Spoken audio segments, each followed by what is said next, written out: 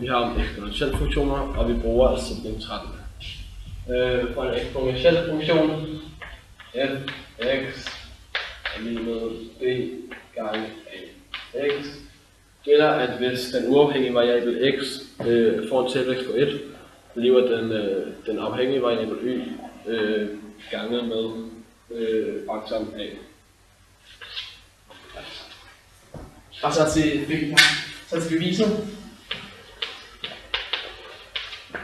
Så jeg starter her med at tegne en eksponentiel funktion. Det ser sådan ud, og så har vi en x-værdi. Og til den tilsvarende x-værdi har vi også en y-værdi. Og så har vi også en x2-værdi. Og til den har vi også en y2-værdi. Og her, som Barrett sagde, så bliver der ganget med faktoren 1 her. Og mellem y1 og y2 bliver der ikke gange. Der bliver forskellen mellem a1 og forskellen mellem y1 og y2 er a. Ja. Den får tilvæksten på 1 og tilvæksten på a. Og gange af. Tilvæksten på 1 og gange af. Sådan der. Lad det og det kan skrives ved at vi siger y1 er lige med b gange a i x1. Så har vi vores funktion her. Og så kan vi sige, at det er jo det samme som at skrive y2 er lige med b gange x i anden. Yes. Og så,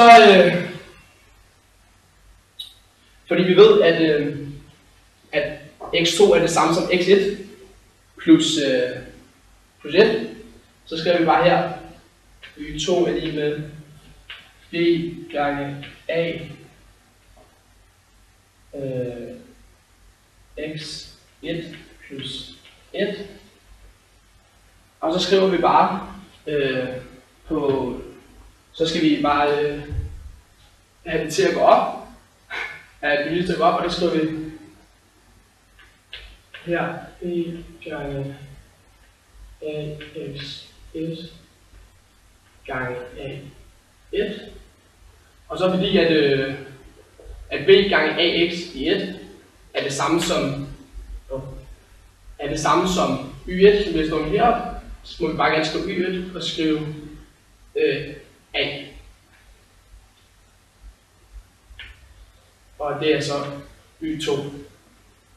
Og så kan vi så se, at vores sætning er bevist, som jeg til sammen står, at y1 bliver ganget med a, får faktoren 2, y2, som vi kan se her. Yes. Ja. Jeg skal skrive.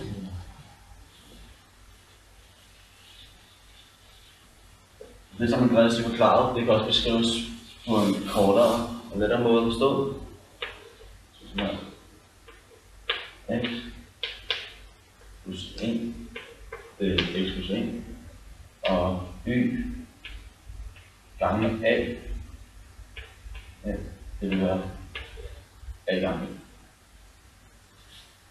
Ja, x plus